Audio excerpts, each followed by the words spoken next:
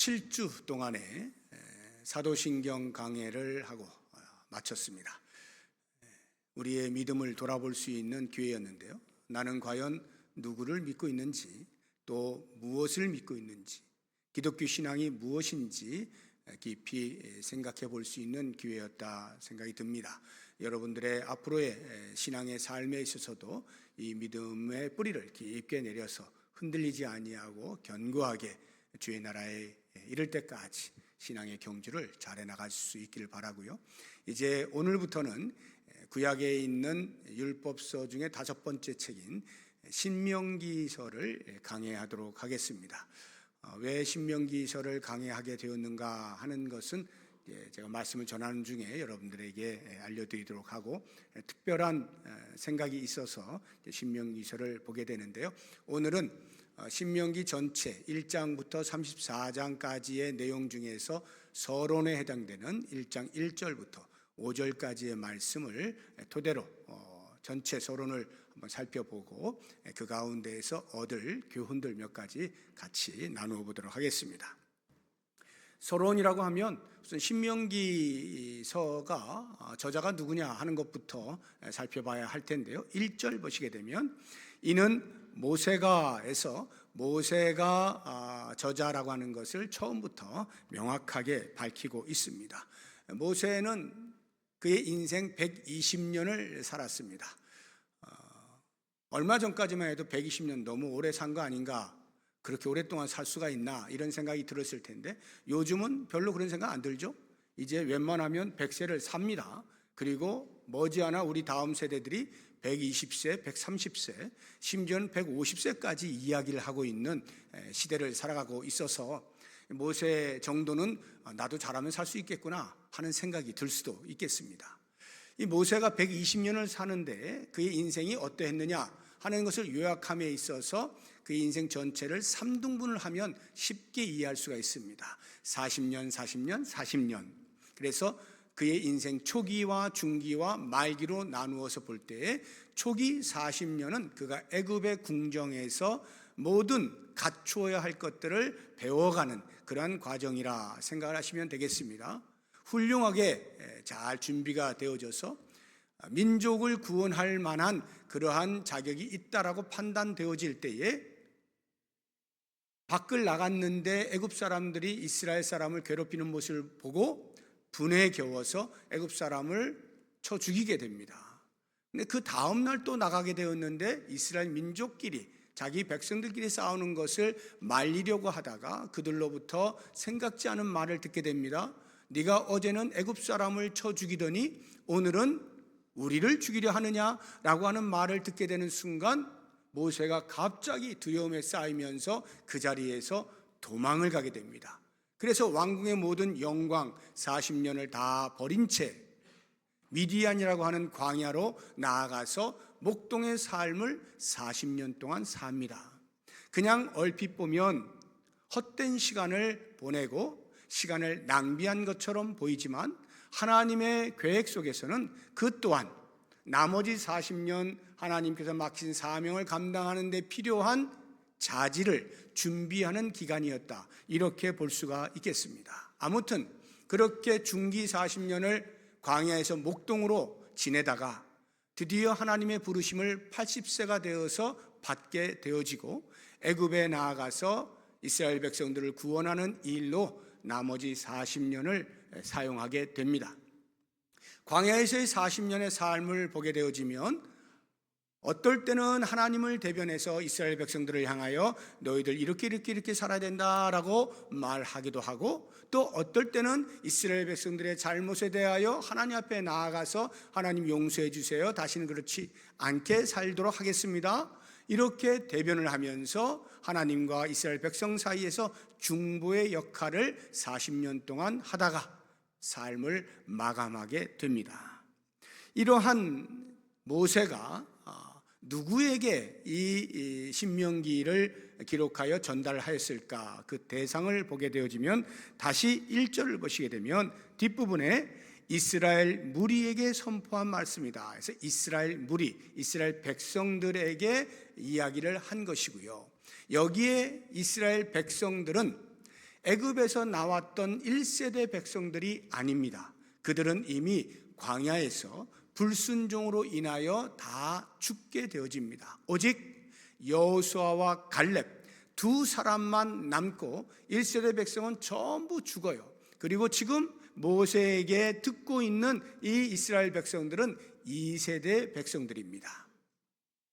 애굽에서 나올 때에 어린 아이였든지 아니면 광야에서 태어난 아이들, 이 2세대가 이제 가나안 땅을 들어가기 앞서서 마지막으로 모세에게 말을 듣고 있는 것입니다. 기록한 장소는 1절에 보면 길게 설명이 되어 있습니다.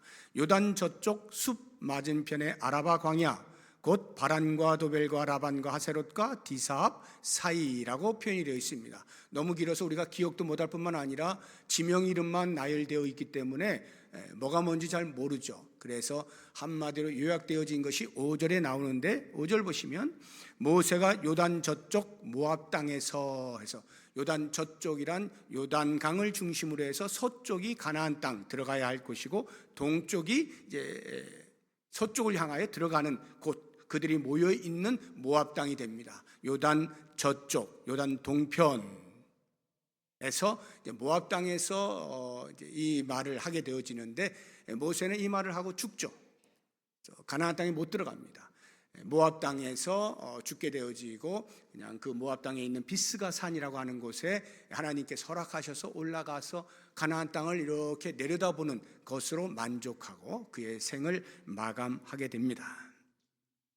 언제 기록을 했을까 하는 부분에 대하여서는 3절에서 우리에게 알려주고 있는데 40째 해 11째 달 그 달 첫째 날, 그러니까 40년 11월 1일이 되겠습니다. 여기 40년이라고 하는 것은 광야 생활을 말하는 겁니다. 광야 생활 1년부터 시작해서 40년 되는, 즉 하나님께서 불순종으로 인하여 40일 정탐하던 날을 하루를 1년으로 쳐서 40년 광야 생활을 하게 하는 그 징계가 끝나는 시점, 이제 그것이 다 끝나고 가나안 땅에 들어가기 직전, 바로 그때에 하나님께서 모세를 통해서 말씀해 주신 그러한 내용이다, 이렇게 보시면 되겠고요. 정확하게 연도로 하면 BC 1406년입니다. 11월 1일이 되겠습니다. 무엇을 기록했을까는 이제 앞으로 우리가 신명기 1장부터 34장까지 보시면 알게 되겠습니다만 1절에 보면 이렇게 전체를 개괄해서 요약하여 말하고 있는 것이, 이는 해놓고 제일 뒤를 보시게 되면 말씀이니라 돼 있죠. 이것은입니다. 이것은 이러이러한 말씀이다 라고 해서 모세가 이스라엘 백성들에게 선포한 또는 설명한 또는 설교한 하나님의 말씀, 그것이 1장 6절부터 해서 34장 마지막 12절까지의 이제 내용이 되겠습니다. 이 기록 내용을 통해서 우리가 이제 책 제목을 한번 살펴보려고 하는데 긴밀한 관계가 있다는 것을 알면 좋겠어요. 먼저 히브리어 원전의 제목은 어떻게 되어 있는가, 히브리어의 제목을 보도록 하겠습니다. 거기를 보시게 되면, 자막을 보시게 되면 엘레 하드바림이라고 되어 있죠. 그러니까 위에 것이 히브리어고 밑에는 이제 한글로 제가 음역을 해 놓은 것입니다. 히브리어는요, 오른쪽에서 왼쪽으로 읽는 겁니다. 그러니까 엘레 하면 오른쪽에 있는 게 엘레라고 하는 단어고요. 그 뒤에 길게 되어 있는 것이 하드바림이라고 하는 거예요. 이 드바림, 다바르라고 하는 것이 말씀이라는 뜻이에요. 그러니까 이것은 말씀드리다, 복수거든요. 이것은 말씀드리다, 이렇게 되어 있는데 히브리어 원전을 보시게 되면 신명기 1장 1절이 어순이, 우리나라 말은 이는 모세가 등등등등 해서 제일 끝에 말씀이니라 이렇게 나와 있지만 히브리어 원전은 어순이 이는 말씀이니라 이렇게 되어 있는 것입니다. 그래서 그 앞에 나와 있는 두 단어를 책의 제목으로 삼은 거예요. 그래서 신명기의 히브리어 원전의 제목은 엘레 하드바림입니다. 그런데 이것을 헬라 사람들이 읽을 수 있도록 헬라어로 번역해 놓은 성경이 있거든요. 히브리어를 헬라어로 번역한 70인역이라고 하는 것이 있습니다. 그 70인역에서는 책 제목을 어떻게 달아놓았느냐 하면 듀테로노미온이라고 하는 단어를 사용했습니다. 거기를 보시게 되면 듀테로노미온 뒤에 n이 빠졌네요. 근데 이 듀테로노미온이라고 하는 이 단어를 책의 제목으로 사용하게 된 데에는 그 에르 하드바림이라고 하는 것을 번역하여 쓴 것이 아니고 신명기 17장 18절에 보면 이런 말씀이 있거든요. 그가 왕 위에 오르거든 이 율법서의 등사본을 레위 사람 제사장 앞에서 책에 기록하여 라고 해서 노란 글씨로 되어 있는 이 율법서의 등사본이라고 하는 단어가 헬라어로 듀테로노미온인 겁니다. 이것을 책의 제목으로 삼은 거예요. 그래서 히브리어 원전의 제목과는 무관하게 별개의 다른 단어를 이 70인역에서는 헬라어 성경의 신명기서의 책 제목으로, 책의 이름으로 삼은 거죠. 그런데 공교롭게도 히브리어 원전을 따라서 책의 제목을 삼지 아니하고 이 70인역에 있는 헬라어 원전, 헬라어 단어를 통하여 책의 제목을 삼은 것이 영어 성경 번역본입니다. 영어 성경의 신명기를 보게 되면 제목이 듀트로노미라고 하는 단어로 되어 있는 것을 여러분들이 보실 수가 있어요. 이 듀트로노미가 듀테로노미온이라고 하는 헬라어에서부터 나온 영어 파생 단어인데 이 단어는 두 개의 단어가 합성이 된 겁니다. 듀테로라고 하는 단어하고 노모스라고 하는 두 개의 단어가 합성된 거거든요. 듀테로라고 하는 것이 뜻이 세컨드라는 뜻이에요. 제2의 또는 두 번째 이런 뜻을 가지고 있어요. 노모스라고 하는 것은 법이라고 하는 뜻입니다. 여러분 법이 없는 시대 하면 아노미 시대라 이렇게 말하죠. 아노미, 노모스, 노미에서 아가 없다라는 거거든요. 노모스, 법이 없는 시대, 아노미 이렇게 이야기를 하는데 이렇게 노모스가 법이에요. 그러면 듀트로노미라고 하는 이 단어를 통해서 두 번째 율법책 또는 제2의 율법 이렇게 이해를 하실 수가 있는 거죠. 그래서 오늘 말씀의 제목이 신명기 제2의 율법 아닙니까? 그럼 이제 우리나라 성경이 번역해 놓은 이 책 제목을 봐야 되잖아요. 신명기, 이것이 한자입니다. 그러니까 중국 한자 성경에서 우리가 이제 그대로 우리가 한자를 쓰고 있으니까 그대로 딴 것인데 이것이 영어 성경의 제목 듀트로노미와 아주 흡사합니다. 그것을 번역해 놓았다고 해도 과언이 아니에요. 그런데 이게 신명기 전체를 이해하는데 아주 중요한 의미를 이 책 제목이 담고 있는 겁니다. 그러니까 그 히브리어 제목인 엘레하 드바림하고는 별개로 헬라어에서 제목을 삼은 그것이 신명기를 나타내는, 신명기의 내용을 나타내는데 아주 좋은 단서가 된다 이 말이에요. 그러면 신명기에서 이제 한자를 보시게 되면 그 신이 보시면 이게 어떤 신입니까? 우리가 보통 신을 한문으로 쓸 때 그냥 이렇게 머릿속에서 신명기 하면은 신자를 쓸 것 같지 않습니까? 신자 또는 귀신신이라고 하죠. 신자. 그래서 하나님이 말씀하신, 하나님이 명령하신 책 이렇게 보통 이해하기가 쉬워요. 또는 그게 아니라고 하면 새 신자를 생각할 수도 있습니다. 새 신, 새롭게 주어진 명령 이렇게 신명기를 이해하기 쉬운데 여기 신은 그 신자가 아니죠. 이 신은요 보통 많이 쓰는 것이 이제 납신이라고 하는 납이라는 뜻인데요. 또는 지신 가운데 9번째 지신 자축, 인묘, 진사, 오미, 신유술에 이렇게 이제 할 때 그 9번째가 신이잖아요. 이 신이 잔나비, 원숭이거든요. 우리가 띠 이야기하면 원숭이 띠 할 때 이 신이 들어가면 이제 원숭이 띠다 말을 하는데 그럴 때 쓰는 신이에요. 그러니까 신명기를 하는데 왜 신자를 이런 신을 썼을까? 좀 의아스럽지 않습니까? 그런데 놀랍게도요. 이 신 내에 다른 의미가 있어요. 거듭 신이라는 뜻이 거듭 또는 되풀이할 신, 되풀이하다 할 때 그런 신으로도 이 신자를 쓰는 겁니다. 그래서 여기 신명기라고 할 때의 이 신은 바로 그런 의미로 사용이 된 거예요. 그래서 거듭신, 되풀이할 신. 다시 말하면 율법을 되풀이한 말씀이다. 이게 신명기예요. 그러면 되풀이한다는 말은 먼저 한 말이 있다는 거죠. 먼저 한 율법이 있다는 거고 그것을 다시 한번 거듭해서 되풀이하여 이런 뜻이잖아요. 그럼 먼저 본 율법이 뭐냐 이거죠. 제1의 율법이 뭐냐? 그것은 출애굽기에 나오는 모세가 이스라엘 백성들을 애굽에서 데리고 나와서 시내산에 머무르잖아요. 한 1년 정도 머무는 동안에 시내산에 올라가서 십계명도 받고 율법을 받지 않습니까? 이게 출애굽기에 나오는데 그 내용이 제1의 율법이에요. 그러면 신명기의 내용은 어떤 의미냐 하면 이 제1의 율법을 모세가 가나안 땅에 들어갈 제2세대 백성들에게 그 율법을 다시 한번 가르친다 라고 하는 의미에서 제2의 율법 신명기, 듀트로노미 이렇게 제목을 정한 거예요.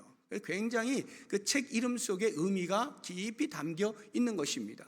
그런데요, 모세가 율법을 되풀이한다라고 해서 단순 반복이라 생각하시면 안 돼요. 그냥 그때 율법 들은 것을 자 얘들아 이제 복습해보자, 또는 너희들은 잘 못 들었을 수도 있으니까 다시 한번 내가 얘기할 테니까 잘 들어, 하나님께서 우리에게 이렇게 율법을 주셨어 하고 단순하게 반복한 내용이 아니에요. 신명기서를 읽어보시게 되면 율법에 대한 이야기가 많이 나오지만 똑같이 한 것이 아닙니다. 물론 똑같은 부분도 있습니다만 상당 부분 모세가 자기가 생각하고 있는 율법, 하나님께서 왜 이 율법을 주셨을까를 묵상하면서 2세대 백성들에게 설교 형식을 빌려서 전달한 거예요. 다시 말하면 오늘 제가 하나님의 말씀을 들고 설교를 하잖아요. 이것은 해석이 들어가는 거예요. 저의 설명이 들어가는 겁니다. 그런 것처럼 모세가 일전에 받았던 그 율법을 자기의 경험 속에 녹여가지고 2세대 백성들 너희들 가나안 땅에 들어가면 이렇게 살아야 돼 하고 모세의 말로 전달한 것이 신명기예요. 그러니까 신명기는 하나님께 직접적으로 이스라엘 백성들에게 전달한 계시의 말씀이 아니라 모세를 거쳐서 전달되어진 말씀이다 하는 것을 알 필요가 있습니다. 왜 모세가 이렇게 죽기 직전에 피를 토해 가는 듯한 심정을 가지고 율법을 재해석하여 그들에게 전달했느냐? 바로 거기에 그들의 민족의 장래가, 민족의 명운이 달려 있다 하는 것을 깊이 인지하고 그들에게 전달을 한 거죠. 이제 그것을 우리가 오늘부터 이제 하나씩 이제 살펴보려고 하는 것입니다. 이와 같은 이제 서론을 들으시면서 이 서론 속에서 제가 묵상하는 중에 얻어야 할 교훈이 무엇일까 이렇게 묵상하다가 한 3가지 정도 여러분과 함께 나누어 보려고 하는데, 제일 먼저 생각해 볼 수 있는 우리가 받아야 할 교훈은 죽도록 충성한다, 죽기까지 충성하는 모세의 모습을 우리가 한번 닮아보자 하는 것인데요. 모세가요, 앞서 말씀을 드린 것처럼 당연히 이스라엘 백성들을 이끌고 광야의 40년의 모든 생활을 다 했으면 마지막까지 가나안 땅까지 들어가야 되잖아요. 그런데 모세가 못 들어가지 않습니까? 모압 땅에서 죽게 돼요. 죽게 되어진 원인이 어디에 있느냐면 하나님의 말씀에 불순종하였기 때문에 그렇습니다. 민수기 20장 12절을 보면 여호와께서 모세와 아론에게 이르시되 너희가 나를 믿지 아니하고 이스라엘 자손의 목전에서 내 거룩함을 나타내지 아니한 고로 너희는 이 회중을 내가 그들에게 준 땅으로 인도하여 드리지 못하리라 는 말씀을 듣게 된 겁니다. 이것은 40년의 광야 생활을 거의 다 마치고 이제 가데스 바네아에 이르러서 거기에서 백성들이 목이 마릅니다 하니까 반석을 명하여 물을 내라 하는 하나님의 말씀을 듣고 모세가 명하여 물을 내지 아니하고 반석을 칩니다. 2번 쳐서 물을 내요. 그리고 화를 내면서 언제까지 내가 너희들 이렇게 심부름해야 돼 하는 듯한 그러한 뉘앙스로 2번을 반석을 치면서 하는데, 그 행위를 하나님께서 보시고 나의 거룩을 손상시켰다, 내 말을 거역했다. 이렇게 평가를 하신 거예요. 그리고 그 평가를 따라서 너는 가나안 땅 못 들어가, 이렇게 한 거죠. 그러니 모세가 얼마나 낙심이 되었겠어요, 세상에. 그래서 하나님 앞에 매달리는 겁니다. 하나님이 어떤 분이신데 꼭 좀 절 들어가게 해주세요. 이렇게 비는 모습이 신명기 3장에 나타나는데, 한번 보시게 되면 신명기 3장 24절 25절에 주 여호와여 주께서 주의 크심과 주의 권능을 주의 종에게 나타내시기를 시작하셨사오니 천지간에 어떤 신이 능히 주께서 행하신 일 곧 주의 큰 능력으로 행하신 일같이 행할 수 있으리이까. 그리고 구하옵나니 제발 비는데 나를 건너가게 해 주세요. 가나안 땅에 들어가게 해주세요. 요단 서편으로 갈 수 있게 해주세요. 간절히 빕니다. 그런데 하나님께로부터 들려오는 반응은 아주 냉혹합니다. 그 다음 절 한번 보세요. 여호와께서 너희 때문에 내게 진노하사 내 말을 듣지 아니하시. 이것은 이스라엘 백성들에게 하는 말이지만 하나님께서 모세에게 하신 말씀이 그 뒤에 나오죠. 내게 이르시기를 그만해도 족하니 그만 간청해라. 이 일로 다시는 나에게 말하지 말아라. 끝났다. 나는 이미 결정했어. 너는 못 들어가. 더 이상 얘기해봐야 소용없다 하고 끝을 내버린 겁니다. 자, 여러분들이 모세라고 한번 스스로 생각해 보세요. 내가 모세였다면 이런 상황에서 나는 어떻게 반응했을까를 한번 생각해 보세요. 저는 이 말씀을 묵상하면서 내가 모세라면 나는 어떻게 했을까 생각할 때 별의별 생각이 다 드는 거예요. 가장 먼저 찾아오는 것은 너무너무 억울할 것 같은 거예요. 세상에 아니 이스라엘 백성들은 때마다 시마다 잘못해도 내가 하나님 용서해 주세요 하면 하나님이 자비를 베푸셔서 용서해 주시고 했는데 내가 한 번 그거 잘못했다고 해서 그거 하나 때문에 가나안 땅을 못 들어가게 하시다니, 세상에 이럴 수가 있나? 너무 억울할 것 같아요. 억울함이 극에 달하면 화가 치밀죠. 분노가 일어나는 거예요. 내가 어떻게 희생했는데, 아니 내가 한다고 했나? 하나님께서 나를 불러가지고 안 간다는데 끝까지 나를 데려다가 인도를 하게 하더니, 그것도 광야에서 40년 동안이나 그렇게 힘들게 생활하는 것을 다 내가 감내하면서 이렇게 이끌어 왔는데 이제 와서 나를 내팽개친다고? 얼마나 화가 치밀겠어요. 사자성어에 토사구팽이라고 하는 말이 있어요. 많이 들어보셨어요? 토사구팽. 사냥개의 주인이 사냥개를 시켜서 토끼를 잡게 해요. 근데 토끼를 잡았어요. 그러니까 일이 끝났잖아요. 그러니까 야 이리 와 해서 사냥개를 잡아먹는다 이 말이에요. 이게 토사구팽이에요. 마치 하나님께서 야 모세야, 너는 내가 시킨 거 다 했어. 넌 끝났어. 이제 너 여기서 그만둬. 모세 입장에서 볼 때는 토사구팽을 당한 것 같은 거예요. 아니 세상에 어떻게 나를 이렇게 버릴 수가 있어? 너무 냉정하신 하나님. 그러니까 이제 막 회한이 밀려오는 거죠. 내가 이 결과를 얻으려고 생고생을 했나? 그러다가 어떻게 돼요? 마음에 그래 이제 어차피 하나님이 나 안 들어가게 해주실 거라면, 여기서 나는 끝나는 거라면 이제 나도 될 대로 되라다.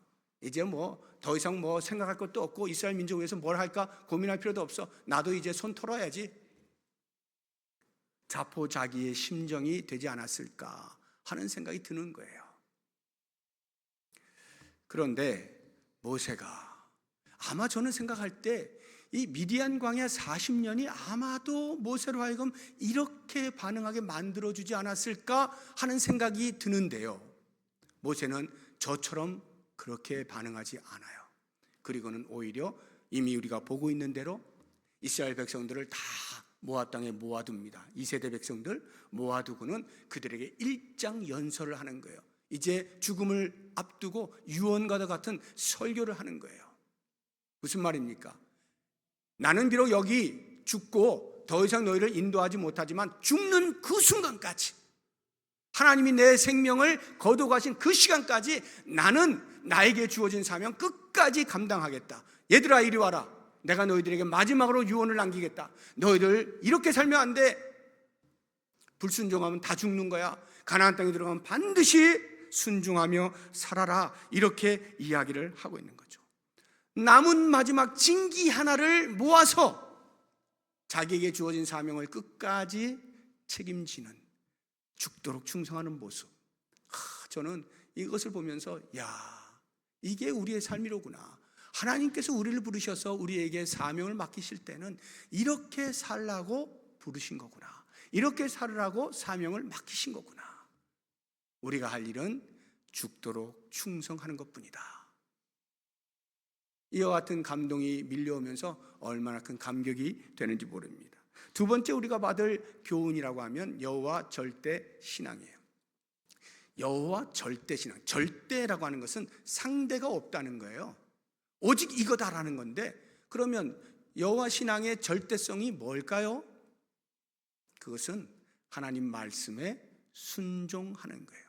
오직 순종만이 절대 신앙을 갖게 되어지는 것입니다. 어떠한 경우에도 나의 상식, 나의 경험, 나의 지식 동원해서 하나님 이번만은 이런 것 같지 않은데요, 하나님 이건 좀 잘못된 것 같은데 하고 자기의 의견을 피력하지 않는 겁니다. 하나님의 말씀 앞에 무조건 순종하는 것, 이게 절대 신앙이에요. 그래서요, 신명기서를 이제 앞으로 보시게 되면 여러분 집에 가서도 자꾸 읽어보세요. 읽어보시면 한 내용으로 요약이 된다는 걸 알 수가 있는데, 순종하면 복을 받고 불순종하면 저주를 받는다, 딱 이거예요.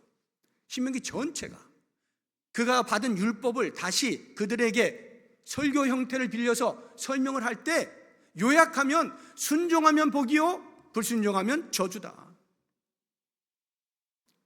이게 신명기 전체거든요. 얼마나 단순합니까? 너무너무 단순해요. 그렇지만 너무나 명확해요. 단순한 만큼이나 명확해요. 그리고 단순하지만 굉장히 지고한 진리예요. 다른 것과 비교할 수 없는, 놓칠 수 없는 지고한 진리. 이것이 순종하면 복이요 불순종하면 저주라 하는 말씀이에요. 2절을 보시게 되면요, 이스라엘 백성들이 시내산에 머물러 있다가 이제 가나안 땅 들어가기 위해서 가데스 바네아까지 가는 그 여정의 길을 알려주고 있는데요, 그 거리를 알려주는데 2절 보세요. 호렙산에서, 호렙산은 시내산이에요. 세일산을 지나서 가데스 바네아, 가데스 바네아는 이제 그 가나안 땅 제일 최남단, 가나안 땅 들어가기 직전, 거기가 가데스 바네아거든요. 거기까지 가는 일에 10하룻길 11일 걸렸다 하는 거예요. 그 당시엔 차가 없으니까 걸어서 이렇게 됐겠죠. 11일 걸렸다. 그러면 이 가데스 바네아라고 하는 곳에서 이제 가나안 땅으로 들어가게 되어지면 그 경계의 최남단, 가나안 땅 최남단이 브엘세바라고 하는 곳이거든요. 그 브엘세바까지 가는 데는 3일 걸립니다. 그러면 시내산에서 가데스 바네아까지 11일 걸렸다가 가데스 바네아에서 정돈을 해서 가나안 땅으로 쑥 들어가게 되면 3일, 총 합쳐요 2주면 들어가는 곳이에요. 2주면 들어가는 곳인데 그들이 2주 만에 들어가나요? 못 들어가잖아요. 40년 광야 생활 하지 않습니까? 이미 앞서 말씀드린 것처럼 불순종의 대가가 40년 광야 생활입니다. 물론 하나님께서는 그 광야 생활을 통해서 훈련시키셔서 가나안 땅에 들어갈 만한 합당한 모습으로 갖추어 주셨지만, 그들이 볼 때에는 불순종함으로 인하여 40년을 낭비한 것이 된 거죠. 불순종의 대가치고는 너무나 혹독한 거예요. 모세를 생각해 보세요. 모세는 그 불순종, 반석을 친 것으로 인하여서, 그 한 번의 실수로 인하여서 가나안 땅에 못 들어가는 거예요. 모세조차도 불순종의 대가를 피하지 못하는 겁니다. 혹독하게 치르는 거예요. 모세가 지금 그 이야기를 하고 있는 거예요. 얘들아, 너희들 가나안 땅에 들어간다 할지라도 거기에서 불순종하면 여전히 우리가 광야 생활을 했던 것과 같은 그러한 시련을 겪게 될 거야. 다시는 반복하여 그런 실수하지 마. 오직 여호와 절대 신앙으로 무장해야 돼. 하나님 말씀하시면 그 말씀에 절대적으로 순종하여 살 수 있도록 하라. 이렇게 가르치고 있는 거예요. 우리의 삶에서 우리에게 요청되는 것은 오직 한 가지입니다. 하나님께서 말씀하실 때 순종하는 거예요. 네 하는 거예요. 가라, 네. 서라, 네. 하나님이 하라 하시면 하고 하지 말라 하시면 안 하는 것, 이것이 우리가 가져야 할 여호와 절대신앙 순종의 삶이다 하는 것이고요. 마지막 세 번째로 우리가 받을 교훈은요, 지금 이 말씀이 결국은 우리를 위한 말씀이다 하는 거예요. 우리를 위한 말씀. 모세가 당시 2세대 백성들을 위하여 주신 말씀이잖아요. 설교잖아요. 지금 우리가 2세대 백성이라고 생각해도 되는 거예요. 모세를 통하여 우리가 들어야 할 말씀을 지금 듣고 있는구나. 신명기를 대할 때마다 그러한 심정으로 우리가 대하는 그러한 자세가 필요하고요. 또 다른 하나 중요한 것이 있는데, 그것은 우리가 모세가 되는 겁니다. 우리가 모세가 되면 우리에게 들어야 할 2세대가 누구예요? 우리의 자녀들이죠. 우리의 다음 세대가 되는 겁니다. 그 다음 세대에게 우리가 경험한 하나님, 우리가 지금까지 말씀을 듣고 순종하며 살아왔던 삶의 모든 경험들, 이것들을 우리의 다음 세대에게 전달해 주어야 할 책임이 있다는 말이에요. 제가 왜 신명기서를 강해하느냐, 그 이유가 바로 여기에 있는 거예요. 2024년 우리 교회가 60주년을 맞이합니다. 이 60주년을 맞이할 때 그냥 60년 지켜주신 하나님 감사합니다로 끝나는 것이 아니라 우리의 다음 60년을 주 앞에 의탁드립니다. 그래서 우리가 이렇게 헌신하겠습니다. 우리의 다음 세대를 책임져 주십시오. 이게 들어있잖아요. 바로 여기에 우리의 책임이 있는 거예요. 모세를 통하여 들어야 할 우리의 몫이 있는가 하면, 반면에 우리가 모세처럼 우리가 경험한 하나님을 우리의 다음 세대에게 전해야 할 책임 또한 우리에게 있는 거예요. 그래서 이제 올 한 해 동안에 이 신명기서를 보면서 이 두 가지 양면성, 말씀을 깊이 들으시면서 그래 그렇게 살아야 되겠다 다짐하시고, 한면으로는 기성세대로서 들은 바 말씀들, 경험한 바 하나님의 말씀들, 우리의 삶의 내용들을 우리의 다음 세대에 반드시 말씀을 통하여 전달해서 믿음의 유산이 계속 이어질 수 있도록 하는 것이 우리의 책임이라고 하는 것 꼭 기억하시면서, 이렇게 아름다운 신앙의 유산을 계속해서 물려줄 수 있는 복된 부평동북교회 우리 모든 성도님들 되시기를 주의 이름으로 축복합니다. 이 시간에 기도하기 전에 먼저 찬양을 한 곡 부를 텐데요, 주님 말씀하시면이라고 하는 제목이거든요. 이 내용이 이렇게 되어 있어요. 주님 말씀하시면 제가 나아가겠습니다. 주님 뜻 아니면 제가 멈춰서겠습니다. 내가 가고 서는 모든 것이 주님의 뜻에 있습니다. 주님 나를 이끌어 주십시오. 이러한 고백이에요. 이 고백을 우리의 진심을 담아서 찬양하고 제가 몇 가지 기도 제목 드리면 함께 기도하는 시간을 갖도록 하겠습니다.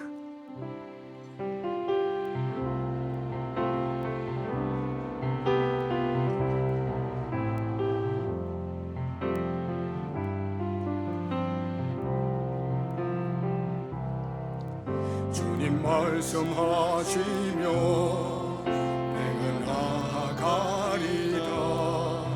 주님 뜻이 아니면 내가 멈춰서리다.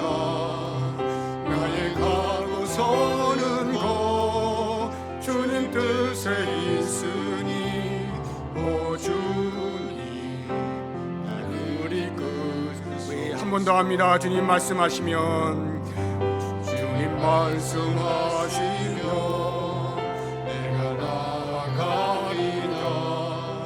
주님 뜻이 아니면 내가 멈춰서리다. 나의 가고 서는 곳 주님 뜻에 있으니 오 주님 나를 이끌소서. 뜻하신 그곳에 나 있기 원합니다. 이끄시는 대로 순종하며 살리니 연약한 내 영혼 통하여 일하소서. 주님 나라와 그 뜻을 위하여 오 주님 오 주님 나를 이끄소서. 오 주님 나를 이끄소서. 아멘. 제가 몇 가지 기도 제목을 드리겠습니다. 우리 함께 기도할 때 주님 주신 사명 완수할 힘을 허락하여 주옵소서. 기도해 주시기 바랍니다. 맡은 자에게 구할 것은 충성뿐입니다. 죽도록 충성하라. 그리하면 생명의 멸류관을 주리라 하는 주의 말씀을 붙잡고 신앙의 경주를 끝까지 할 수 있게 하옵소서. 기도해 주시고요. 두 번째 기도 제목은 말씀에 순종하는 삶을 살게 하옵소서. 순종이 제사보다 낫습니다. 듣는 것이 순양의 기름보다 낫죠. 말씀이 서라 하면 서고 가라 하면 가는 내가 되게 해 주십시오. 이렇게 기도해 주시고, 마지막 세 번째로 우리의 다음 세대를 위해서 다음 세대의 신앙의 유산을 잘 물려주게 하소서. 기도해 주시기 바랍니다. 우리 교회가 창립 60주년을 맞이하면서 우리 기성세대가 먼저 하나님을 깊이 경험하고 경험되어진 그 하나님을 우리의 자녀에게 전달하며 들려주며 신앙의 대를 흔들림 없이 이어갈 수 있게 하여 주옵소서. 이와 같은 기도의 제목들을 가지고 우리 다 함께 통성으로 기도하겠습니다. 하나님 아버지 감사합니다. 하나님께서 우리 교회 60년 동안 지켜주시고 여기까지 오게 하여 주셨사오니 진심으로 감사합니다. 이제 60년 동안 지켜주신 하나님께서 다음 세대의 60년을 또 지켜주실 것을 기대하면서 우리의 헌신을 주 앞에 드립니다. 주님, 먼저 원하기는 우리에게 맡겨주신 사명 완수할 수 있도록 힘을 더하여 주시기를 원합니다. 맡은 자에게 구할 것이 충성뿐이라고 하였습니다. 죽도록 충성하라. 그리하면 생명의 멸류관을 주겠다 약속하여 주셨습니다. 그 약속을 붙잡고 끝까지 신앙의 경주를 달려갈 수 있도록 도와주시기를 원합니다. 어떠한 험난한 길을 걷는다 할지라도 어떠한 유혹의 시간들 속에서도 흔들리지 아니하고 목표를 향하여 주님께서 주신 사명을 완수할 때까지 달려갈 수 있는 우리의 삶이 되게 하시고 그 힘을 허락하여 주시옵소서. 하나님, 이 땅을 사는 동안에 우리의 삶의 기준이 되는 주의 말씀, 그 말씀에 순종하는 삶을 살게 하여 주시기를 원합니다. 순종이 제사보다 낫다고 말씀하여 주셨습니다. 듣는 것이 순양의 기름보다 낫다고 하였습니다. 하나님께서는 우리의 순종을 그 무엇보다 기대하고 기다리고 계시는 것을 압니다. 하나님 원하옵나니 나의 삶이 말씀 중심으로 오직 순종하며 살아갈 수 있도록 도우시길 원합니다. 말씀이 서라 할 때 서게 하여 주시고 가라 할 때 가게 하여 주시길 원합니다. 앉을 때나 설 때나 누울 때나 언제든지 오직 주의 말씀을 중심으로 살아갈 수 있는 우리의 삶이 될 수 있도록 도와주시기를 원합니다. 그래서 나의 생각을 내어놓고 나의 판단을 내려놓고 오직 주님께서 주시는 말씀에 따라서 온전한 순종을 통하여 주님께서 주시는 큰 복을 누릴 수 있는 은혜가 있게 하여 주시옵소서. 하나님, 우리 교회를 60년 동안 지켜주셨는데 다음 60년을 또한 주님의 손에 의탁합니다. 원하옵나니 우리의 다음 세대의 신앙의 유산을 잘 물려줄 수 있도록 도우시기를 원합니다. 우리가 물려줄 것이 없다면 무엇을 물려줄 수 있습니까? 원하옵나니 먼저 주의 말씀을 통하여 하나님을 깊이 경험할 수 있게 하여 주시고 우리의 삶에서 경험되어진 그 하나님을 우리의 자녀들에게 들려줄 수 있게 하시고 그래서 신앙의 대를 흔들림 없이 끝까지 이어갈 수 있도록 도우시기를 원합니다. 이 땅에 부평동목교회가 존재하고 있는 동안에 신앙의 유산이 대를 지나면서 더욱더 건강해질 수 있게 하시고 풍성해질 수 있도록 도와주시기를 원합니다. 이것이 우리의 책임인 것을 알고 책임을 다할 수 있는 믿음의 삶을 살아가도록 도와주시옵소서. 예수님의 이름으로 기도드립니다. 아멘. 하나님, 우리 교회를 60년 동안 지켜주신 것 감사합니다. 앞으로의 60년을 또한 주님의 손에 의탁하면서 가나안 땅에 들어가는 제2세대 백성들을 향하여 피를 토하는 심정으로 율법을 재해석하여 다시 전달했던 모세의 심정으로 우리 기성세대들이 먼저 경험되어진 하나님을 우리의 자녀들에게 전달하며 증거하며 살기를 원합니다.